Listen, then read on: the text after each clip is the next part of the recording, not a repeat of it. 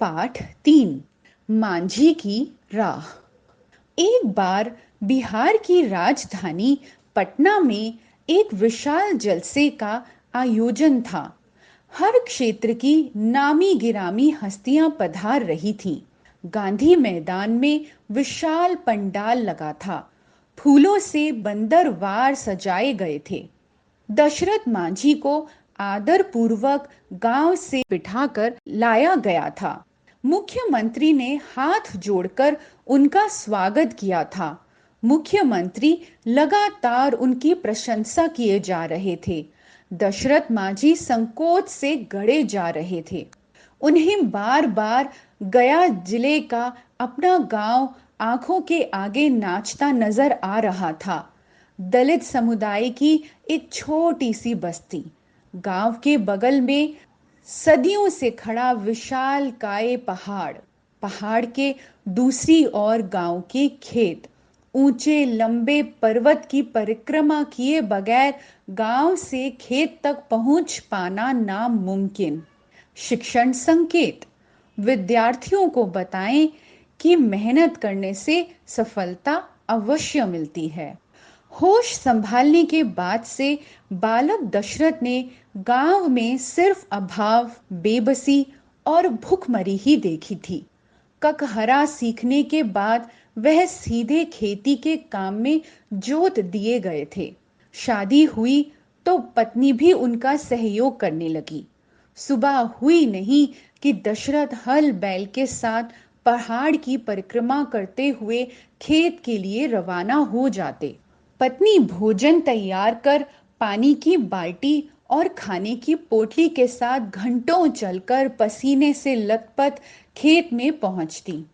एक दिन पत्नी ने कहा था, काश गांव और खेत के बीच के इस पहाड़ को काटकर एक राह बन पाती, फिर तो घंटों की राह मिनटों में तय हो जाती। दशरथ ने पत्नी की बात को गंभीरता से लेते हुए कहा, तुम ठीक कहती हो, एक दिन मैं यह राह बनाकर ही दम लूंगा। मगर कैसे भला? पत्नी ने अचरज से सवाल किया था। आगे आगे देखिए, होता है क्या? दशरथ ने मुस्कुराते हुए कहा था। शाम को दशरथ ने गांव के हर एक घर में जाकर पूरे गांव की बैठक बुलाई थी। बैठक में पत्नी की व्यथा सुनाते हुए पूरे गांव वालों से एकजुट होकर श्रमदान करने तथा पहाड़ काटकर सड़क बनाने का आह्वान किया था। उन्हें सबसे यही सुनने को मिला था, ऐसा आज तक कभी हुआ है जो होगा? सरकार तो कई बार कोशिश करके थक गई। यदि मुमकिन होता तो सड़क नहीं बन गई होती। बेकार सबका समय और श्रम बर्बाद मत करो, और जिस तरह से चल रहा है चलने दो। हम सभी लोग इसके आदी हो चुके हैं। दशरथ ने जवाब दिया था, सड़क तो बनकर रहेगी और मैं अकेला ही बनाकर दम लूंगा। दशरथ शाम को खेत से लौटने के बाद जलपान करते ही गैती, कुदाल और टोकरी लेकर पहाड़ पर जाने लगे। घंटों अकेले ही चट्टान काटने लगे। गांव वाले जमकर उनकी खिल्ली उड़ाया करते थे। कुछ लोग उनके पागलपन को कोसते तो कुछ एक उनकी निरर्थक कोशिश को। दशरथ ने किसी की बात की तनिक भी परवाह नहीं की। उन पर तो एक ही जुनून सवार था कि वह पहाड़ का हौसला पस्त करके ही दम लेंगे।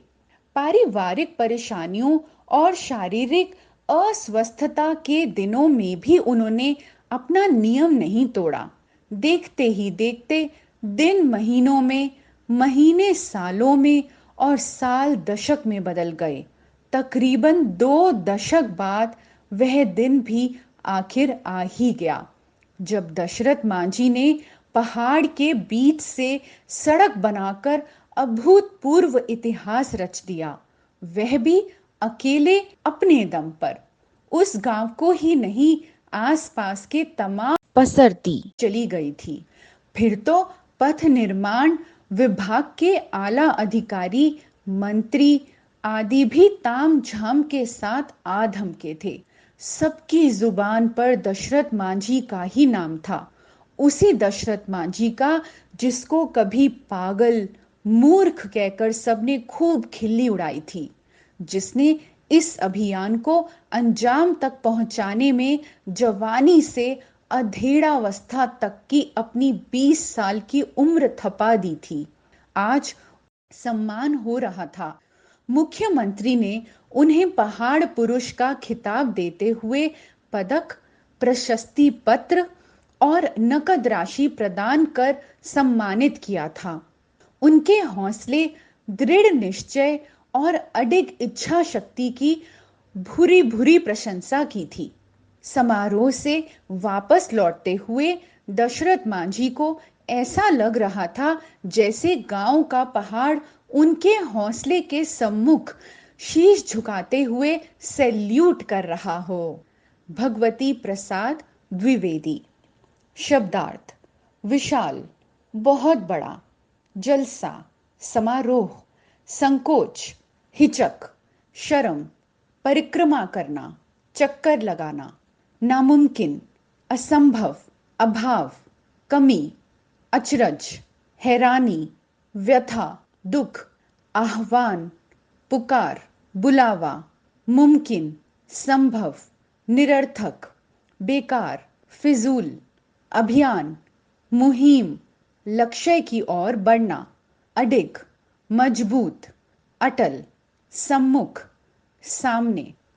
श्रुतलेख: हस्तियां, बंधनवार, मांझी, मुख्यमंत्री, स्वागत, समुदाय, परिक्रमा, नामुमकिन, भूखमरी, गंभीरता, व्यथा, अधेड़ावस्था।